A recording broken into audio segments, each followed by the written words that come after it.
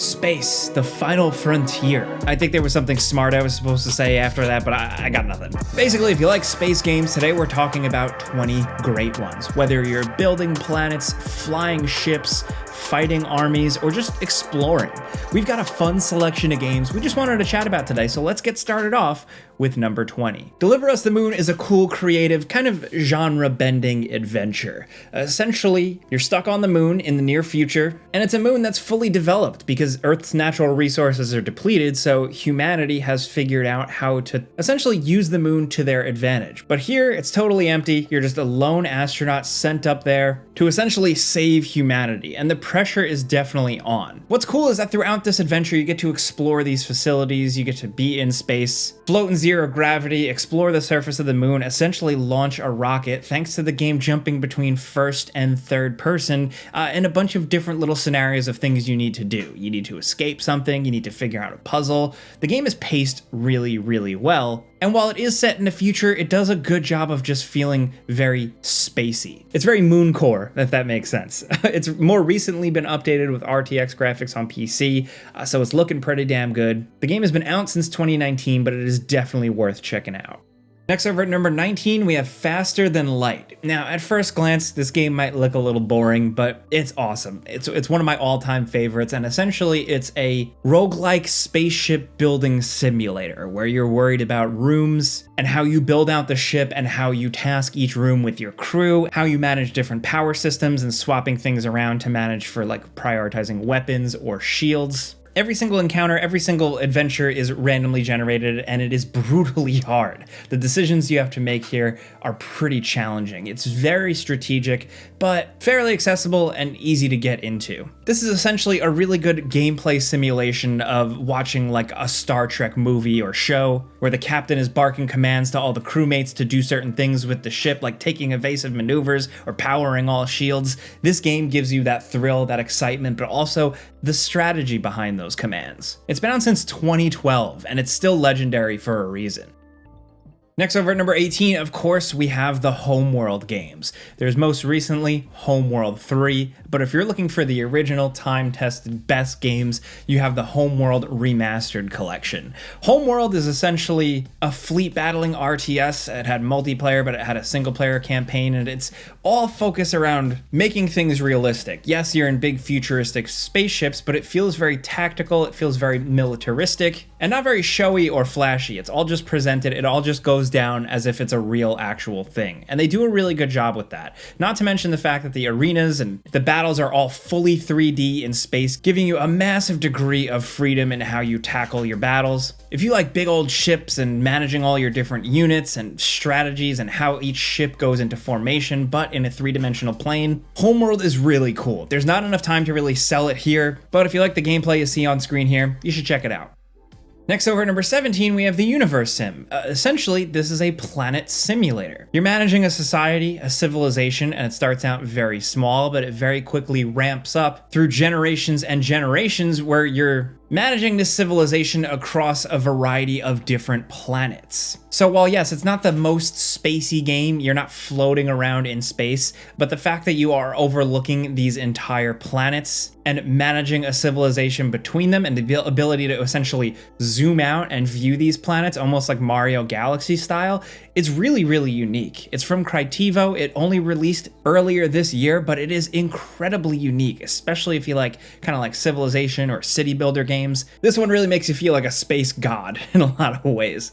Next, over at number 16, we have Breathedge. This is essentially something like Subnautica, but in space. It is a straight-up survival game with all the survival game trappings, but set in outer space, with a dash of creativity and humor to it. You're just a regular spaceman guy with an immortal chicken, so you see what I'm getting at here, but it's not all silly stuff, because you're floating around in zero gravity trying to figure out what happened. You're essentially scrounging space station wreckage and like asteroids to find crafting components to build up your gear, build up your space station, and ultimately survive. It's got all the open world survival crafting, building ship, building areas and stuff like that, but it just feels a cut above. It's got some creativity to it, some humor to it, and a nice narrative. It released in 2021 and people loved it. Next, over at number 15, we have Chorus, or I mean, if you've ever seen the marketing for it, Corvs, Chorvs. It's technically called Chorus, and this game is awesome. I mean, look at it on screen here. It is a science fiction aerial dogfighting game. So if you love anything from like the old Star Wars X-Wing versus TIE Fighter games, or maybe something like Star Fox 64, Chorus really takes things to the next level with like a narrative and just really, really cool ship weapons and abilities. It can actually get pretty chaotic and trippy, like borderline shoot 'em up, but with really, really good ship maneuverability, beautiful environments, and just a lot of chaotic action. It's a few years old, but there's still a demo available if you're interested. Next, over at number 14, if you want something you can play more endlessly, it's Stellaris. Stellaris, the easiest, most reductive way to describe it is Civilization, but in space. So it's billed technically as sci-fi grand strategy, and you're discovering planets, you're inhabiting galaxies, you're expanding your control, you're discovering new alien races, and essentially seeing how far through space you can push your empire. You have alien races, you have diplomacy, you have economic stuff, but all in some really intuitive and nicely laid out menus, and just really good space visuals. Despite it being a game about making decisions and clicking things in menus, it still manages to capture the wonder of space, and that's important. Next, over at number 13, we have Moonbase Alpha. This one's been out for quite some time. It released in 2010, but the interesting thing about it is that it was published by NASA, so this is like for real for space nerds. It's a free-to-play space simulation where you're free to like take your first steps on the moon, and essentially you're tasked with figuring out this complex puzzle of repairing a damaged settlement on the moon, giving it power again, getting life support systems up and running, and you're doing this multiplayer. You're doing this with friends. So it's a cool little experience. It's not super long, and the visuals aren't like gonna blow your mind or anything, but it's free to play, it's free to download, and like I said, it's published by NASA, and that's just an interesting little thing in video game history. So we figured we'd mention it. It makes sense on a list like this. Next, over at number 12, we have Astroneer, an open-world survival crafting game spanning multiple planets. Either alone or with friends, you're exploring these beautiful, colorful planets. You're scrounging for resources and you're building bases either on the surface or underground, and the bases you can build are absolutely awesome. From there, you can get really creative with friends, run around with vehicles, engage in mini-games, float around in zero-G. There's a lot of depth to this game, a surprising amount. It's from 2016, but it's still worth checking out. Now over at number 11, we have Kerbal Space Program. Don't let the silly presentation fool you.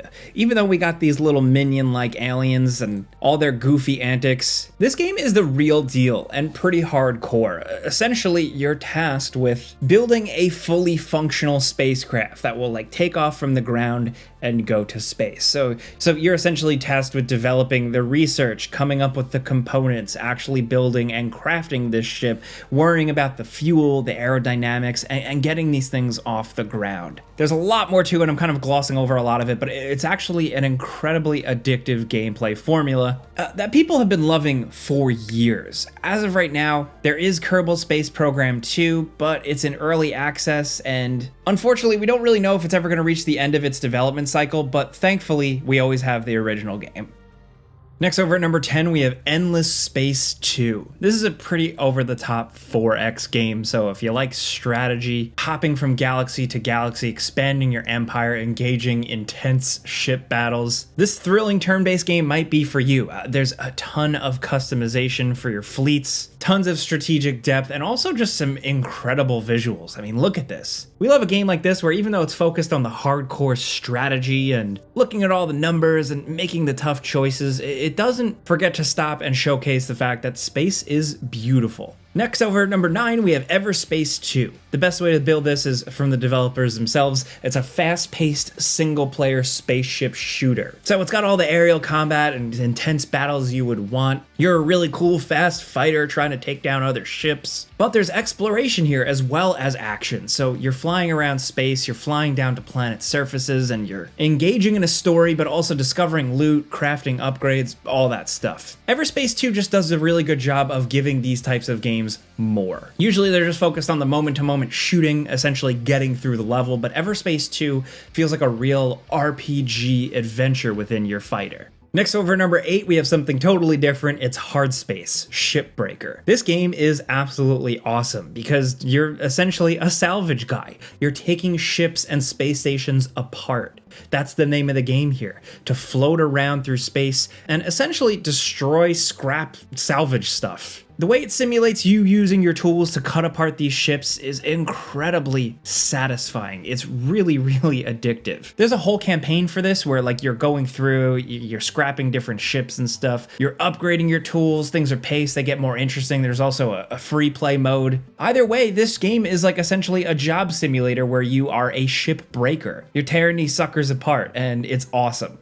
Next, over at number 7, we have Surviving Mars. This game is like a classic by now, if you ask me. If you like building colonies or like a city builder type game, essentially here, you're trying to colonize Mars. And you're dealing with the fact that Mars is very tough to live on. You're developing technology, you're developing resources to expand civilization on Mars, while dealing with the fact that like the planet is constantly trying to kill you and resources are slight. It's from the people who made the Tropico games, it's from the publisher of City Skylines, so they knew what they were doing with this one. If you like a city builder, but you like a little bit of a space challenge to it that adds a lot of tension, Surviving Mars is definitely worth taking a look at.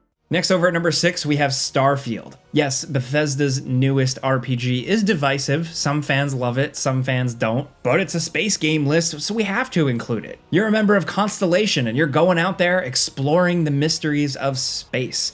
There's a whole mystery to unravel, but alongside that, you're exploring planets, you're meeting people, you're finding random quests and learning about all these different little cities and little establishments of civilization, all the while shooting bad guys, exploring uncharted planets that are some kind of a little dull, but also building out your ship. This game has really satisfying shipbuilding. It's cool as hell. I don't necessarily know if Starfield is going to be considered like one of the best games ever, but if you like the comfort food of a Bethesda style game and you know what you're in for, this is essentially one of those, but in space.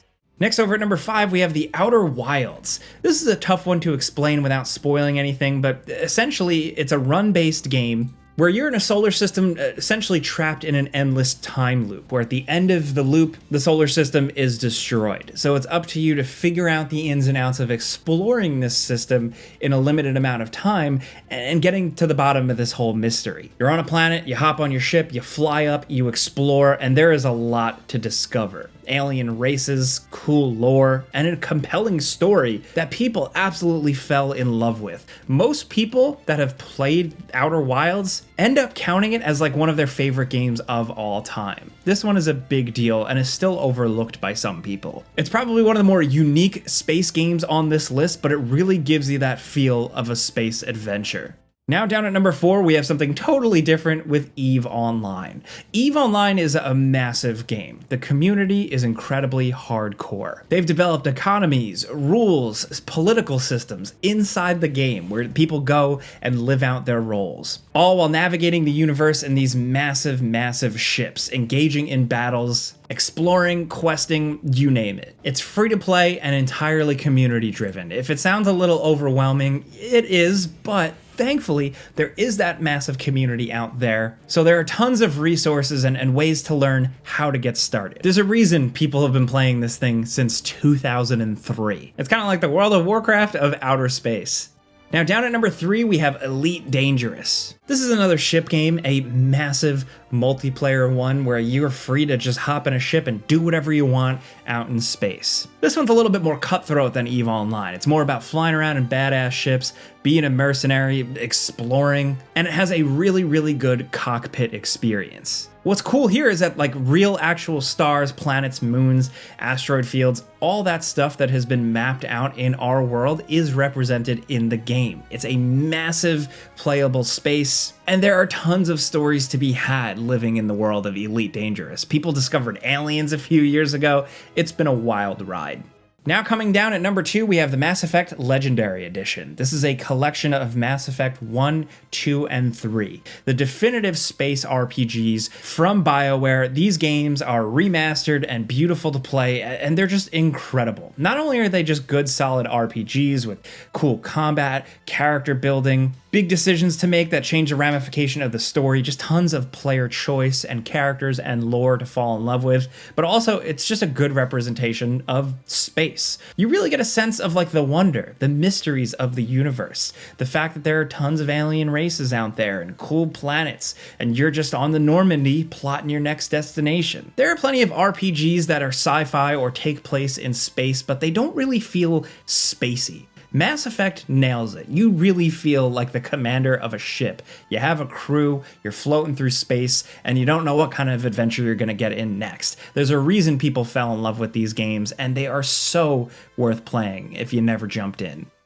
Now down at number 1, No Man's Sky. Yes, No Man's Sky. I can't believe I'm saying that because I played No Man's Sky at launch. It had the potential, but the game was undercooked and unfinished. Thankfully, the developers put their money where their mouth was. They took everybody buying the game and they worked on it, and they made an incredible space game. The game is still being updated to this day with more content and crazy new stuff. The amount of depth and things to discover in this game are downright staggering. You have the freedom to have your own ship, do whatever you want with it, land on whatever planet you want, take off, build a base somewhere else, warp to another galaxy, go on adventures, play with friends, follow a narrative. No Man's Sky at this point has a little bit of everything, but thankfully it's still about how cool space is and how truly gorgeous it can be. The game is available in VR, it's on every platform, and I'm just so glad that this game finally turned out to be good because it was a disaster at launch from a PR standpoint for sure. But they put in the work, and the bottom line is at the end of the day, there's another great game out there. No Man's Sky is an awesome space adventure. We've also got a couple of bonus games for you because we just can't help ourselves. The first is Heavenly Bodies. If you're looking for something like a little bit more physics-based, kind of like a puzzler where you have to squeeze your way through tricky environments as an astronaut in zero gravity, this is for you. It's really cool, it's really creative, it's from a few years ago, but a lot of people missed it, so it's worth checking out. Along with that, we can't forget to mention Star Wars Squadrons. I think this is an underrated aerial space dogfighting game. It's first-person cockpit view, zipping around in TIE fighters, X-Wings, everything you want. It's got a short campaign, it's got some good VR support. You could probably get it on sale at this point, and it's really worth experiencing, whether you're a Star Wars fan or just kind of like a space fighter fan. But those are 20 awesome space games you can play right now. I know there's a lot more out there. There's way more than 20, but those are the ones we wanted to chat about today. We know you have other picks, so let us know in the comments what you think. We'd love to do a part 2. There are plenty of other space games to talk about, so let us know your favorites. And if you like talking games with us every day, clicking the like button's all you gotta do. It really helps us out. And if you're new, maybe consider subscribing, hitting that notification bell, because we put out videos every single day. But as always, thanks for watching, and we'll see you guys next time.